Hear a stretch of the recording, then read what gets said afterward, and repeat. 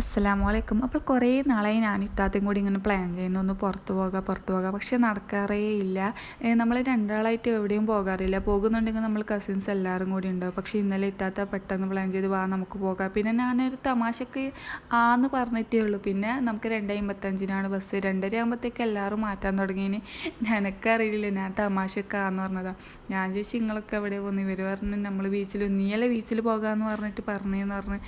പിന്നെ ഞാൻ വിചാരിച്ചു എല്ലാവരും മാറ്റിയതല്ലേ, പിന്നെ ഇവരെ സങ്കടപ്പെടുത്തണ്ടെന്ന് വിചാരിച്ചിട്ട് ഞാൻ പിന്നെ ആ ഉള്ള ചില്ലറ പൈസ എടുത്ത് ബസ്സിൻ്റെ പൈസ എടുത്തിട്ട് പോകാമെന്നുള്ളൊരു ചിന്ത മാത്രമേ ഉണ്ടായിട്ടുള്ളൂ. തിരിച്ചെങ്ങനെ വരാമെന്ന് ചിന്തിച്ചിട്ട് പോലും ഇല്ല.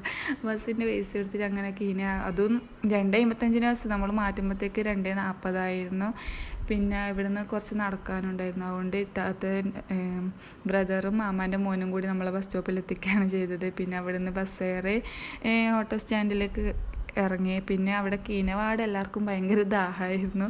പിന്നെ മോര് സോഡ കുടിച്ചു. പിന്നെ അവിടെ നിന്ന് ഓട്ടോ പിടിച്ച് നേരെ ബീച്ചിലെത്തി. ബീച്ചിൽ നിന്ന് കച്ചും തൊണ്ടക്കോലൊക്കെ കഴിച്ചു. പിള്ളേരൊക്കെ നല്ലൊരു എൻജോയ് ചെയ്തിന്.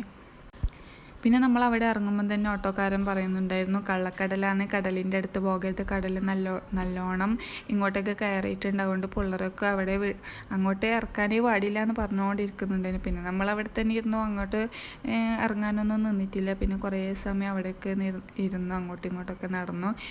പിള്ളേരൊക്കെ നല്ലോണം എൻജോയ് ചെയ്തിരുന്നു.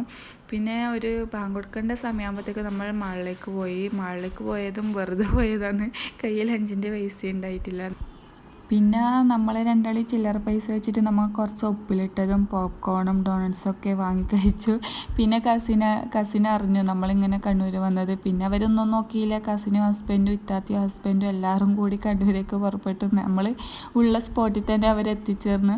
അവർ വന്നപ്പോൾ നല്ല സന്തോഷമായിരുന്നു. നമ്മളിങ്ങനെ ചിന്തിക്കുന്നു നമ്മളെങ്ങനെ ഇപ്പോൾ തിരിച്ചു പോകാം. അവർക്ക് നല്ല സങ്കടം ഉണ്ടായിരുന്നു, അവരോട് പറയാണ്ട് അവരെ കൂട്ടാണ്ട് വന്നില്ല, അതന്നെ പറഞ്ഞുകൊണ്ടിരിക്കുന്നുണ്ടായിരുന്നു. പിന്നെ അവിടെ നിന്ന് നമ്മൾ നേരെ മാക്സിലോട്ട് പോയി. എനിക്ക് അധികം ക്ലിപ്സും കാര്യങ്ങളൊന്നും എടുക്കാൻ കഴിഞ്ഞിട്ടില്ല. ഞാൻ എൻ്റെ കസിൻ്റെ കൈമേൽ ഫോൺ ഏൽപ്പിച്ചിട്ട് പറഞ്ഞ് 2-3 ക്ലിപ്സൊക്കെ എടുത്തരണം, ഈ ഡ്രസ്സിൻ്റെ ഇതിൻ്റെതൊക്കെ. എന്നിട്ട് ഓളെന്താ എടുത്തിനെന്ന് എനിക്ക് സത്യം പറഞ്ഞാൽ മനസ്സിലാവുന്നില്ല. ഫുൾ ഫ്ലോറിൻ്റെ വീഡിയോസാണ് എടുത്തത്.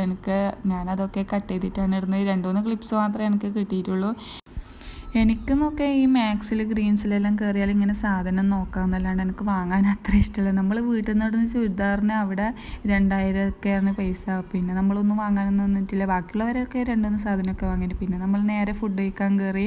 ഫുഡ് കഴിക്കാൻ ലാസ്റ്റ് തിന്ന് കഴിയാനായാലാണ് വീഡിയോൻ്റെ കാര്യം ഓർമ്മ വന്നത്. അങ്ങനെ കുഴിമന്തി, ലോഡഡ് ഫ്രൈസ്, അങ്ങനെ കുറേ ഐറ്റംസ് വാങ്ങിന്. ബില്ല് പിന്നെ പറയണ്ട.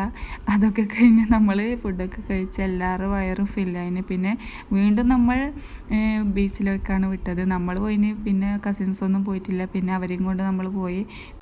അവിടെ കുറേ സമയം ഇരുന്ന് ഐസ്ക്രീമൊക്കെ കഴിച്ച് പിന്നെ നേരെ വീട്ടിലേക്ക് വിട്ടു.